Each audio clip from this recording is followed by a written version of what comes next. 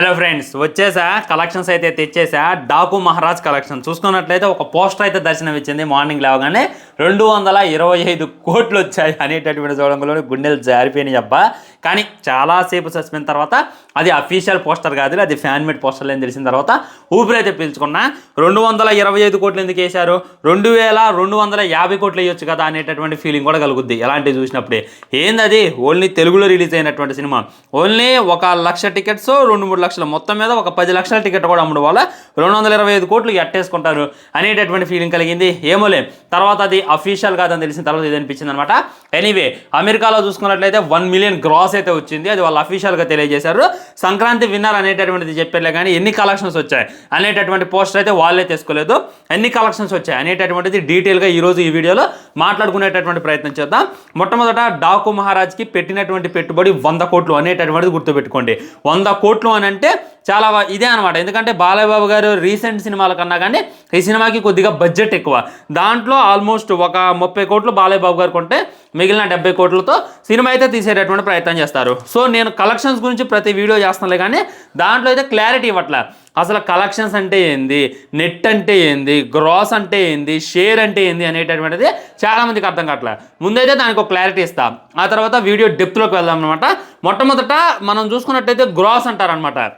మీరు ఏ పోస్ట్ అయినా చూడండి, 180 కోట్లు గ్రాస్ వచ్చింది, 294 గ్రాస్ వచ్చింది, 191 గ్రాస్ వచ్చింది అనేటటువంటి పోస్టర్సే మనకి దర్శనం ఇస్తాయి.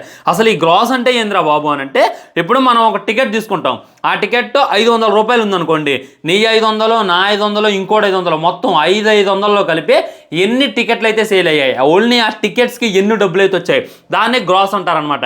సో ఇక్కడ కటింగ్లు ఏముండవు, డైరెక్ట్గా వచ్చినటువంటి గ్రాస్ని వాళ్ళైతే పబ్లిసిటీ కోసం చూపించుకుంటారు. చాలామంది కొద్దిగా ఎక్స్ట్రా కూడా యాడ్ చేసుకుంటారు. ఉదాహరణకి వచ్చినటువంటి గ్రాస్ ఎవడు కూడా చూపించడం కొద్దిగా ఎక్స్ట్రాని యాడ్ చేసుకుంటారు, వేరే వాళ్ళు అయితే కొద్దిగా తగ్గించని వేస్తారు అనమాట. సో గ్రాస్ అనేటటువంటిది మ్యాక్సిమం ఇదే ఉంటుంది అనమాట. అంటే మనం 500 పెడితే ఇంకోటి 500 పెడితే ఒక 10 మంది 500, పోనీ 100 మంది సినిమా చూశారు, 100-500 పెడితే వచ్చినటువంటి కలెక్షన్స్ని ఈ విధంగా గ్రాస్గా లెక్కేస్తారనమాట. ఆ తర్వాత నెట్ కలెక్షన్స్ అంటే ఏంటంటే దీంట్లో ట్యాక్స్ పోద్ది. ట్యాక్స్ అంటే 18% GST ఉంటుంది అనమాట. దాన్ని కట్ చేసిన తర్వాత దాన్ని అయితే నెట్ కలెక్షన్స్ అంటారు. మళ్ళీ వీటిలో షేర్ ఉంటుంది అనమాట. షేర్ అనేటటువంటిది ప్రొడ్యూస్గా వెళ్ళేటటువంటిది. ఇప్పుడు గ్రాస్ ఒక 500 వచ్చింది, దాంట్లో 18% కట్ అయింది, కొద్దిగా మిగిలినాయి. ఆ తర్వాత షేర్ ఉంటుంది, అంటే ఇప్పుడు మల్టీప్లెక్స్కి అయ్యుండొచ్చు, మన సింగిల్ స్క్రీన్ థియేటర్స్కి అయ్యుండొచ్చు, రెంట్స్ ఉంటాయి అనమాట.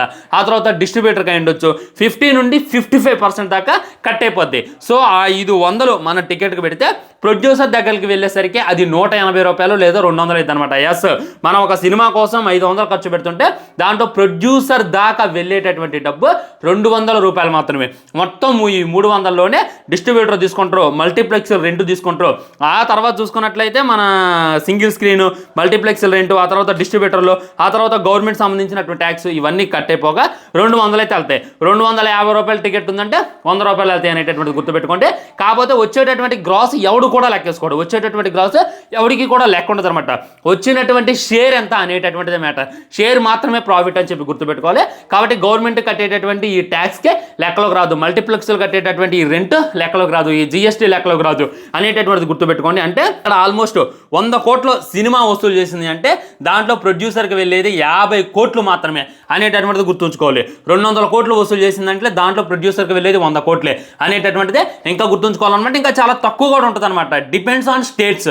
ఒక్కొక్క స్టేట్లో GST ఈ విధంగా ఉంటుంది, ఒక్కొక్క మల్టీప్లెక్స్లో మన రెంట్స్ ఈ విధంగా ఉంటాయి అనేటటువంటిది ఒక్కొక్క స్టేట్ ప్రకారం. మన USA చూసుకున్నట్లయితే ట్యాక్స్ చాలా తక్కువ, సో అక్కడ వచ్చేటటువంటి ప్రాఫిట్ ఇంకెక్కువ మాట్లాడింది అనేటటువంటిది క్లారిటీ. సో ప్రతి ఒక్కరికి క్లారిటీ వచ్చేసిందని చెప్పి నేనైతే అనుకుంటున్నాను. Coming to the Daaku Maharaj movie collection చెప్పా కదా, బడ్జెట్ చూసుకున్నట్లయితే 100 కోట్లు పెట్టడం జరిగింది.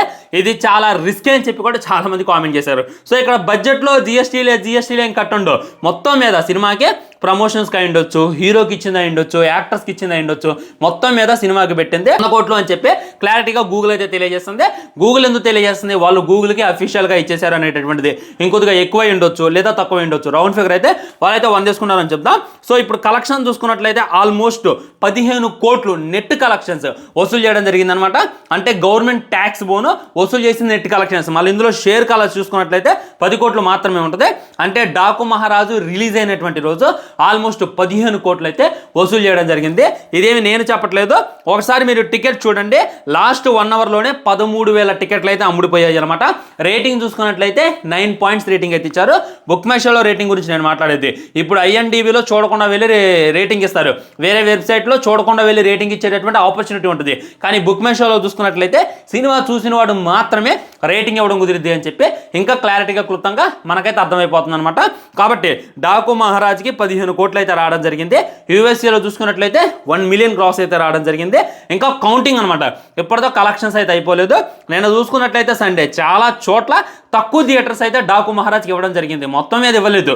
ఇంకా ఏందో తెలుసా, గేమ్ చేంజర్ చూసుకున్నట్లయితే 4 AM షోస్ కూడా పడ్డాయి మన తెలంగాణలో. కానీ డాకు మహారాజ్కి 4 AM షోస్ తెలంగాణలో ఎక్కడా పడలేదు. కౌంట్ అయింది ఓన్లీ సాయంత్రం 7 గంటల నుండి. అండ్ సెకండ్ షో కూడా నేను కౌంట్ చేయలేదన్నమాట. ఓన్లీ సాయంత్రం మన మార్నింగ్ 7 గంటల షో నుండి సాయంత్రం 6 దాకా ఎన్ని షోస్ అయితే పడ్డాయో దాన్ని బట్టికే, అంటే 12 గంటల కలెక్షన్స్ నేను చెప్పా. సెకండ్ షో చూసుకున్నట్టయితే మ్యాక్సిమం ఫ్యామిలీ చాలా మంది వెళ్ళారు, హౌస్ఫుల్ అయింది అనేటటువంటిది క్లారిటీ క్లుప్తంగా అర్థమైపోతుంది అనమాట. కాబట్టి ఇంకా ఎన్ని కలెక్షన్స్ వస్తాయి అనేటటువంటిది ముందు ముందు వెయిట్ చూడాలన్నమాట. ఇది ఏదైతే ఉందో విజయం అని చెప్తాను నేను. చాలామంది సంక్రాంతి విన్నారు డాకు మహారాజ్ అని చెప్పి కామెంట్ చేస్తున్నారు.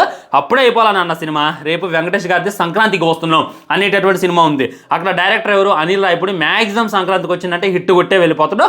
అది కాక విక్టరీ వెంకటేష్ గారు, ఆయన సినిమా కూడా వచ్చిన తర్వాత ఆయన సినిమా డాకు మహారాజు కన్నా చాలా తక్కువ ఉండి చాలా బాగుండి లో పుగింగ్ నడిస్తే నెగిటివ్ రివ్యూస్ వస్తే అప్పుడు మనం డిసైడ్ అవ్వచ్చు డాకు మహారాజు సంక్రాంతి విన్నారని. ఇప్పట్లో డిసైడ్ కావడం అయితే కష్టం అనమాట. సో డాకు మహారాజు ఫైనల్లీ మాట్లాడుకోవాలి అంటే సినిమా అయితే అందరికీ కూడా పిచ్చి పిచ్చిగా నచ్చింది, దాంట్లో అయితే మనం డౌట్ పెట్టుకోవాల్సిన అవసరం లేదు. సినిమాలో ఉన్నటువంటి మేజర్ ప్లేస్లు ఆల్రెడీ మనం మాట్లాడుకున్నాం అనమాట. విక్రమ్ సినిమా రేంజ్లో ఉంది అని చెప్పి చాలా మంది కామెంట్ చేస్తున్నారు. విక్రమ్ సినిమాకి దీనికి పోల్చడానికి లేదు, ఆ స్టోరీ వేరు ఈ స్టోరీ వేరు, ఇది ఒక పీరియాడిక్ టైప్ అనేటటువంటిది గుర్తుపెట్టుకోండి. సినిమా ఎందుకు జనాలకి అంత పిచ్చి పిచ్చిగా నచ్చుంది అని అంటే ఎంట్రీ సీన్.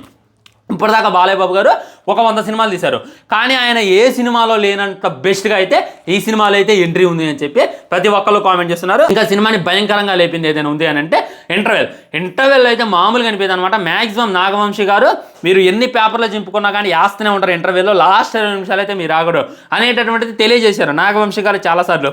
ఆయన ఎందుకు ఇంటర్వెల్ని నొక్కి నొక్కి చెప్పిండు అని చెప్పి చాలా మందికి అర్థం కల్లా సినిమా చూస్తున్నప్పుడు అర్థమైతే ఇంటర్వెల్ ఏదైతే ఉందో నెక్స్ట్ లెవెల్ ఉంటుంది అనమాట.